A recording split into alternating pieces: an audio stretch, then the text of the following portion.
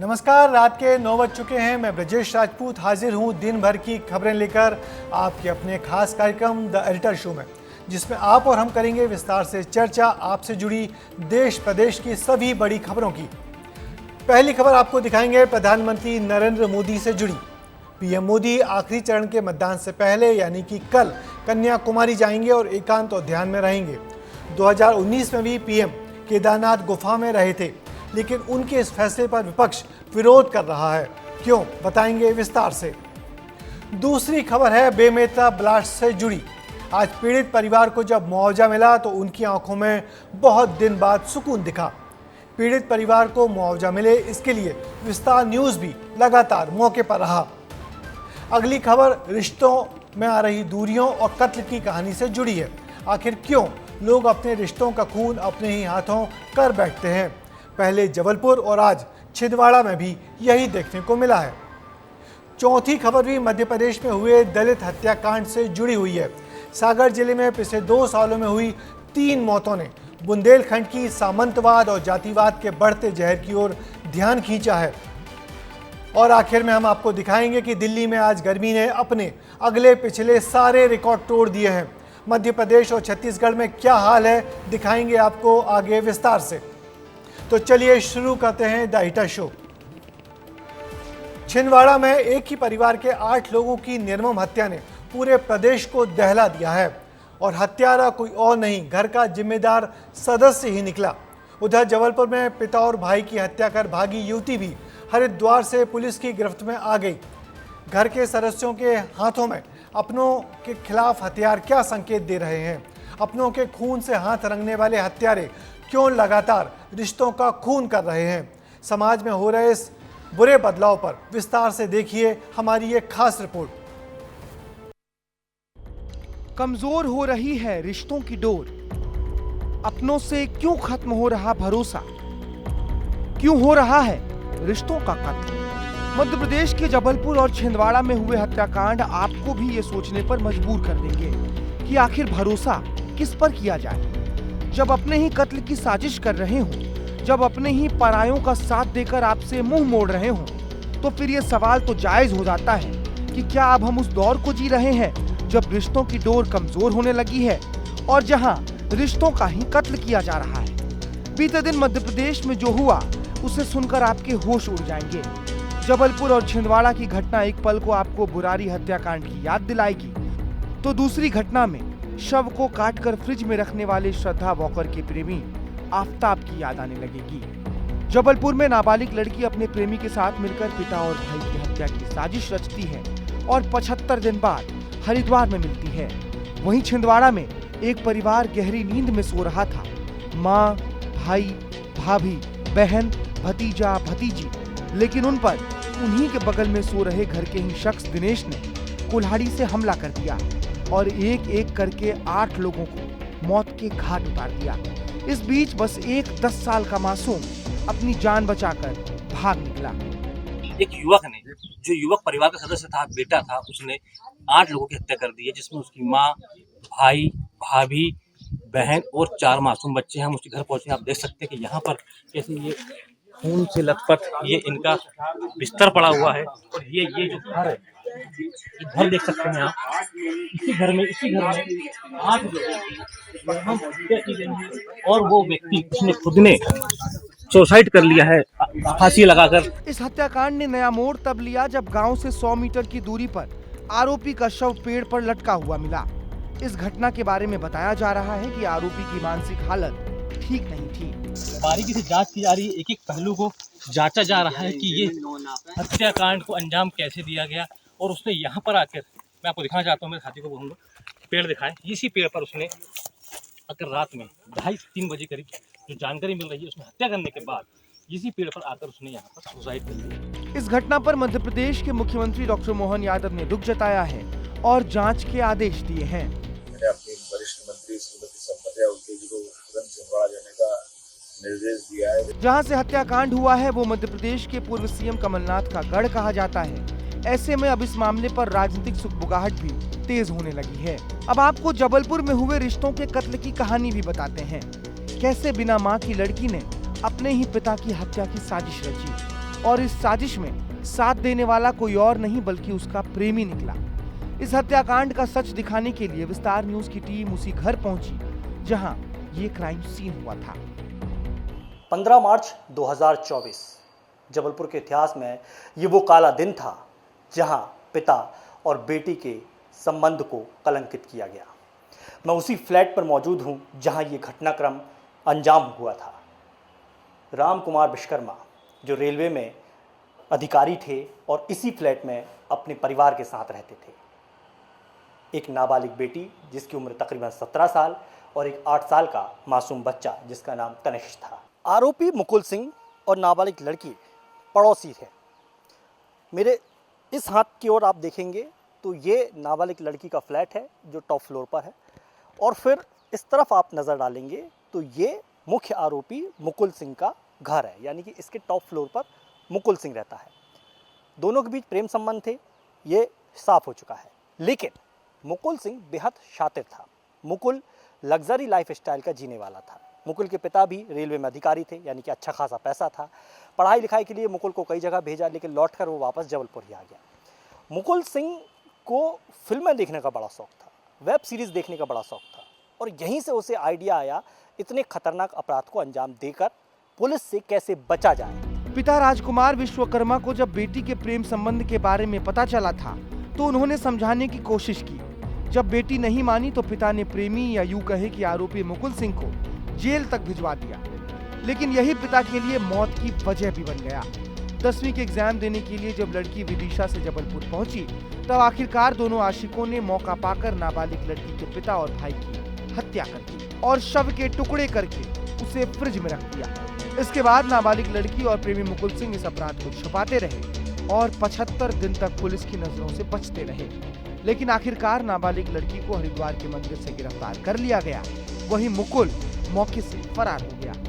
देखिए, आपको पता ही है कि ये जब से इन लोग दोनों फरार हुए थे तो ये लगातार बहुत लंबी दूरियां कवर कर रहे थे।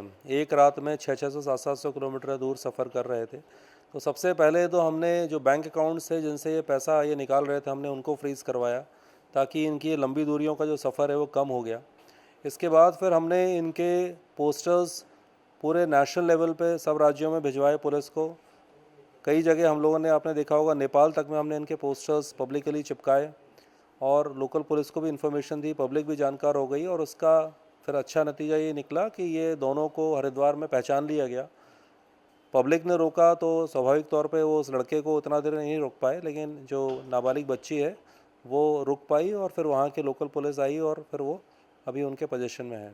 कहते हैं प्यार अंधा होता है, लेकिन क्या इतना भी अंधा होता है कि एक पिता का प्यार और एक छोटे भाई के स्नेह का भी गला घोंटते हैं। दोनों हत्याकांड में एक बात जो सामान्य है वो ये है कि बच्चों ने ही अपने परिजनों को मौत के घाट उतारा है। कहीं वजह प्रेम संबंध रही तो कहीं मानसिक हालात खराब बताए जा रहे हैं। इस पर मनोवैज्ञानिक का क्या कहना है, एक बार आपको वो भी सुनना चाहिए। अगर मैं इनमें मनोदशा की बात करूं तो ये लोग ऐसा सोचते हैं कि मेरे बाद शायद इस परिवार का कुछ नहीं होगा। लोग तरह तरीके के लांछन लगाएंगे, मेरा परिवार इनसिक्योर हो सकता है, इसलिए सबसे पहले मैं इनको ख़त्म करता हूं और उसके बाद मैं खुद को ख़त्म कर दूंगा तो मेरी सारी प्रॉब्लम का सलूशन हो जाएगा। तो कहीं ना कहीं ये उस व्यक्ति के मन में एक किसी तनाव भरी घटना या किसी भी ऐसी कोई परिस्थिति जो उनसे सॉल्व नहीं हो रही। छिंदवाड़ा और जबलपुर की घटना न सिर्फ रिश्तों पर बल्कि ये सोचने पर भी मजबूर करती है कि आखिर हम हमारे आसपास कैसा माहौल बुन रहे हैं। बच्चों का यूं कत्ल को अंजाम देने में माता पिता की परवरिश पर भी सवाल उठते हैं। ब्यूरो रिपोर्ट, विस्तार न्यूज। मनोवैज्ञानिक इसे हत्यारों का दिमाग का लोचा बताएं या कोई और मानसिक बीमारी, मगर सच तो यह है कि दिन ब दिन रिश्तों में बढ़ती दूरी और आपसी संबंधों में आ रहे तनाव इन हत्याकांडों की वजह बन रहे हैं। उम्मीद करनी चाहिए कि ये दुर्भाग्यशाली घटनाएं आगे ना हों। छत्तीसगढ़ के बेमेतरा में हुए ब्लास्ट में विस्तार न्यूज की लगातार पहल के चलते पीड़ित परिवार को आज मुआवजे के चेक तो बांट दिए गए, मगर बारूद फैक्ट्री में हुआ यह हादसा सरकारी लापरवाहियों की अनंत कथा है। धमाके में मारे गए मजदूरों के ना तो अब तक शव मिले हैं और ना ही हादसे के बारे में पूरी पर्याप्त जानकारी। साथ ही ना तो एफआईआर लिखी गई है और ना ही आरोपी को पकड़ा गया है। उधर प्रशासन भी हादसे से जुड़े गंभीर मसलों को छोड़ सिर्फ और सिर्फ मुआवजा बांटने में लगा हुआ है। देखिए मौके से हमारी ये खास रिपोर्ट।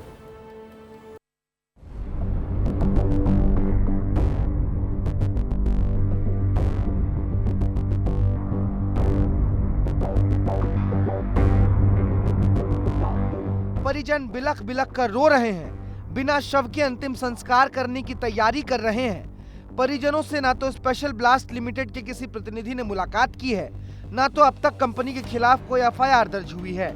25 मई को हुए बेमेतरा में ब्लास्ट हादसे ने पूरे देश को हिलाकर रख दिया था। लगातार यहाँ के ग्रामीण जो है न्याय की गुहार लगा रहे थे।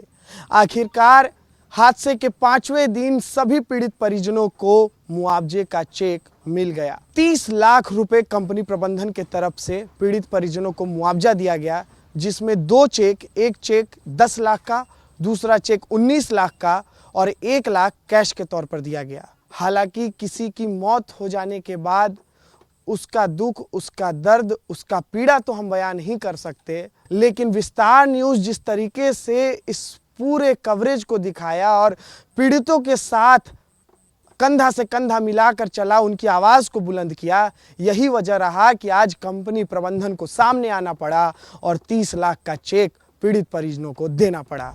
चलिए आज इस मौत की फैक्ट्री की पूरी कहानी समझते हैं। दरअसल ये कहानी शुरू होती है 25 मई 2024 के सुबह 7:57 पर। बेमेतरा जिले के पिरदा गांव स्थित स्पेशल ब्लास्ट लिमिटेड के एक यूनिट में ब्लास्ट होता है। विस्फोट इतना भयानक था कि आसपास की 2 मंजिला इमारत चंद सेकंड में जमींदोज हो जाती है। हजारों ग्रामीण फैक्ट्री की तरफ भागते हैं और कंपनी के सभी जिम्मेदार बाहर की ओर भागते हैं। जिला प्रशासन की टीम पहुंचती है और घायलों को हॉस्पिटल भेजा जाता है। फिर शुरू होती है तलाश अपनों की, शवों की और मजदूरों की। 48 घंटे तक चले रेस्क्यू ऑपरेशन में लापता लोगों का कोई सुराग नहीं मिलता है तो केवल मांस का लोथड़ा, जिसे परिजन पहचानने से भी इनकार कर देते हैं। बताए नहीं है हमन पूछे हन, जब हमारा पता चलिस कि बारूद में ब्लास्ट हो है कि हमारा पता चलिस कि हमन दूसरा से नंबर मांग के कि हमर बाबू कहाँ है, कि एक आदमी नहीं पता जी यहाँ काम करते हमार गांव बहुत जन एला पूछ के ओ नहीं पता है तो ओला पूछा था कि हमार बाबू कहाँ है। इस घटना के बाद छत्तीसगढ़िया क्रांति सेना पीड़ित परिवार को 55 लाख रुपए के मुआवजा देने की मांग करती है। परिजनों का ये कहना है कि उद्योगपति से हमको 50 लाख रुपया का मुआवजा चाहिए। इसका मतलब 55,50,000 रुपया पीड़ित परिवार के प्रत्येक परिवार को मिलना चाहिए। कंपनी ने अब तक कोई भी जानकारी साझा नहीं की है कि कितने लोग घटना के समय वहां पर मौजूद थे, पर विस्तार न्यूज लगातार छत्तीसगढ़िया लोगों की आवाज बना हुआ है। विस्तार न्यूज ने 27 मई को बड़ी पड़ताल की है और 8 परिवारों को ढूंढ निकाला है और सभी परिवार का रो कर बुरा हाल है। जिस प्रकार से होना चाहिए एनर्जी वो नहीं मिल रहा है। मतलब कार्य इतना स्लो है बता नहीं पाए। 8 बजे घटना को 12 बजे एक्टिवेट हुआ सब। अब सबसे बड़ा सवाल ये उठता है कि आखिर जब ब्लास्ट हुआ तो मौके पर कितने लोग मौजूद थे। कंपनी प्रबंधन ने तो किसी भी तरह की बातचीत से अपने आप को अलग कर लिया है। कंपनी के मालिक संजय चौधरी ब्लास्ट के बाद से अपने दफ्तर नहीं पहुंचे हैं। वहीं पिरदा के ग्रामीणों ने दावा किया है कि फैक्ट्री में 500 लोग काम करते हैं। जब ये विस्फोट हुआ तब भी करीब 15 से 20 लोग उस फैक्ट्री में काम कर रहे थे, लेकिन केवल 8 लोगों के लापता होने की जानकारी है। बाकी लोग कहां हैं ये किसी को नहीं पता है। स्पेशल ब्लास्ट पिरदा में अनुमानित पर डे 300 से 400 लोग काम करते हैं और सुबह जो पाली जब घटना हुई थी उस समय मान के चले 15 से 20 लोग वहाँ थे और वो यहाँ के लोकल लोग हैं। इसके अलावा बहुत लोग जैसे मंडला के हैं, यूपी के हैं, बिहार के हैं जो वहाँ रहते हैं, रह के काम करते तो उनका अभी तक कोई पता नहीं चला है। दरअसल स्पेशल ब्लास्ट लिमिटेड के मध्य प्रदेश और छत्तीसगढ़ में कुल 4 यूनिट हैं। छत्तीसगढ़ में बेमेतरा, कोरबा और सारंगगढ़ में स्पेशल ब्लास्ट लिमिटेड की फैक्ट्रियां हैं, तो वहीं मध्य प्रदेश में सिंगरौली में भी एक फैक्ट्री है। अजय चौधरी और अवधेश जैन इस कंपनी के डायरेक्टर हैं। आलोक चौधरी इस कंपनी के एग्जीक्यूटिव डायरेक्टर हैं। तो वहीं एसएन सिंह इस कंपनी के टेक्निकल कंसल्टेंट हैं। इस ब्लास्ट के बाद इन लोगों के पास पहुंचने की कोशिश तो की गई, लेकिन रायपुर ऑफिस में ब्लास्ट के बाद से ही ताला लगा हुआ है। वहीं इस मामले में कंपनी प्रबंधन पर एफआईआर के सवाल पर जब जिला कलेक्टर रणवीर शर्मा से सवाल पूछा गया तो उन्होंने कहा कि घटना अभी जांच का विषय है। अभी जांच का विषय है कि कौन लोग हैं, क्योंकि ये एक दुर्घटना है, वायलेशन नहीं है, और अगर वायलेशन होगा तो फिर स्वाभाविक है कि कार्रवाई होगी। तो कुल मिलाकर सवाल तो यही है कि आखिर बेमित्रा ब्लास्ट में किसकी गारंटी और किसके सुशासन में गुनहगारों को संरक्षण दिया जा रहा है। सवाल ये भी है कि सत्ता के किस करीबी को आखिरकार बचाने का प्रयास किया जा रहा है। जवाब देना होगा इन सवालों का कि आखिर 48 घंटे बाद भी घटना की अब तक एफआईआर क्यों नहीं हो पाई। क्या प्रशासन ने फैक्ट्री प्रबंधन से पूछा है कि घटना वाले दिन कितने मजदूर वहां काम पर गए थे। सवाल ये भी है कि अब तक कितने मजदूर लापता हैं, क्योंकि प्रशासन के 8 लोगों के दावे को तो ग्रामीण नकार रहे हैं। क्षमता से अधिक रखी विस्फोटक सामग्री को क्यों निकाला जा रहा है? जांच में विस्फोटक सामग्री की क्या मात्रा दर्ज की गई है? प्रशासन ने मृतकों के परिजनों को जो मुआवजा देने की घोषणा की है उसे तो लेने से ग्रामीणों ने इनकार कर दिया है। तो क्या अब ऐसे में प्रशासन मुआवजा बढ़ाएगा? इस दिल दहलाने वाली घटना में मृतकों के शरीर के चीथड़े उड़ गए हैं। शरीर के अंगों को पॉलिथीन में जमा करके डीएनए जांच के लिए भेजा गया है, लेकिन इतने भयावह हादसे के बाद अब तक एफआईआर दर्ज नहीं हुई है। सवालों के जवाब तो देने ही होंगे। बेमेतरा का ये हादसा इस इलाके के लोगों को वो जख्म दे गया है जो लंबे समय तक नहीं भरा जा सकेगा। इस दुर्घटना से भी वही सवाल उठ रहा है कि मजदूरों की जान को फैक्ट्री मालिक क्यों इतनी सस्ती समझ लेते हैं। उम्मीद है इस मामले में साय सरकार दोषी कंपनी प्रबंधन के खिलाफ भी कड़े कदम उठाएगी, साथ ही ऐसे दुर्भाग्यजनक हादसे फिर ना दोहराए जाएं, ऐसी कोशिश करेगी। प्रधानमंत्री नरेंद्र मोदी इस लोकसभा चुनाव प्रचार का अंत फिर अपने परंपरागत तरीके से ही करेंगे। 1 महीने का लंबा प्रचार खत्म कर मोदी देश के सुदूर दक्षिण में विवेकानंद रॉक पर पहुंचकर अगले 24 घंटे वहीं रहेंगे। इस दौरान वो राजनीतिक गतिविधियों से दूर होकर एकांत में वक्त बिताएंगे और ध्यान करेंगे। कन्याकुमारी में प्रधानमंत्री के आगमन की व्यापक तैयारियों को अंतिम रूप दिया जा रहा है। देखिए हमारी ये खास रिपोर्ट। जिस वक्त देश में लोकसभा चुनाव के अंतिम चरण की वोटिंग हो रही होगी, पीएम मोदी साधना में लीन होंगे। पीएम मोदी दिल्ली की सियासत से दूर कन्याकुमारी में ध्यान मग्न होने की तैयारी में हैं। किसकी जीत होगी, किसकी हार होगी, किसकी सरकार बनेगी, इस तरह के तमाम सवालों से दूर पीएम मोदी अंतिम दौर के प्रचार से फुर्सत मिलते ही कन्याकुमारी का रुख करेंगे। दावा किया जा रहा है कि वो विवेकानंद रॉक मेमोरियल पर ध्यान करेंगे। पिछले कुछ समय से धुआंधार चुनावी प्रचार और रैलियों में लगे पीएम मोदी अब शांति और साधना में लीन हो जाएंगे। बताया जा रहा है पीएम मोदी उसी शिला पर ध्यान लगाएंगे जिस शिला पर विवेकानंद ध्यानरत रहे थे। अब पीएम मोदी के इस फैसले पर विपक्ष जमकर हमलावर है। वो 30 तारीख की सुबह 7 बजे से लेकर 1 तारीख तक चलता है। ठीक उसके बीच में माननीय प्रधानमंत्री ने घोषणा की है, ये सीधा आदर्श संहिता का उल्लंघन है। सुना है कि जहां पर विवेकानंद जी कभी मेडिटेशन किए थे, वहीं पर हमारे देश के प्रधानमंत्री जी मेडिटेशन करने जा रहे हैं। ये मेडिटेशन की जरूरत तो पहले थी, 5 साल पहले या 7 साल पहले, जब आपको देश के लिए काम करना था। अरे 10 साल के बाद तो आपको फुर्सत ही फुर्सत है, आप जितना चाहोगे उतनी मेडिटेशन कर लोगे। और दूसरा, वहाँ तो भारत की सीमा खत्म हो जाती है। नरेंद्र मोदी, ये हमारी बदकिस्मती है कि आप देश के वजीर आजम बन गए। अगर आप बंबई में जाकर एक्टिंग करते तो भारत के नहीं दुनिया के बहुत बड़े एक्टर होते आप, बहुत बड़े एक्टर होते आप। पूरे दुनिया के अवार्ड आपको ही दिए जाते। तृणमूल कांग्रेस प्रमुख ममता बनर्जी ने दावा किया कि पीएम मोदी हर चुनाव में अंतिम चरण के मतदान से 48 घंटे पहले ध्यान में चले जाते हैं। पश्चिम बंगाल की मुख्यमंत्री ममता बनर्जी ने कहा कि अगर प्रधानमंत्री नरेंद्र मोदी के कन्याकुमारी में मेडिटेशन को टेलीविजन पर प्रसारित किया गया तो तो टीएमसी चुनाव आयोग से शिकायत करेगी, क्योंकि ये आचार संहिता का उल्लंघन होगा। बता दें कि इससे पहले पीएम मोदी ने साल 2019 में केदारनाथ और 2014 में शिवाजी के प्रतापगढ़ में ध्यान लगाया था। ब्यूरो रिपोर्ट, विस्तार न्यूज। सच तो ये है कि प्रधानमंत्री नरेंद्र मोदी भारतीय राजनीति के बड़े शोमैन साबित हो रहे हैं। 18वीं लोकसभा के लिए शुरू हुए 1.5 महीने लंबे चुनाव प्रचार का अंत वो अपनी खास स्टाइल से करते हैं। पिछले 2 चुनाव में भी उन्होंने प्रचार के आखिरी दिन एकांत और ध्यान में बिताए थे। इस बार भी वो यही करेंगे। ये मोदी जी का अपना स्टाइल है। आप सराहें या आलोचना करें, इससे उनको फर्क नहीं पड़ता। और अब वक्त है चलते चलते में कुछ रोचक दिखाने का।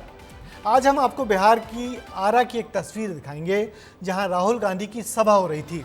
वो हर बार की तरह इस बार मोदी सरकार की अग्निवीर योजना को लेकर निशाना साध रहे थे। तभी एक युवक उन्हें आवाज़ लगाने लगा।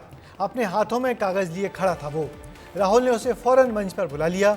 वो युवक कोई और नहीं बल्कि अग्निवीर की नौकरी छोड़ चुका युवक था। उसके घर वाले नहीं चाहते हैं कि वो वापस उस नौकरी में जाए।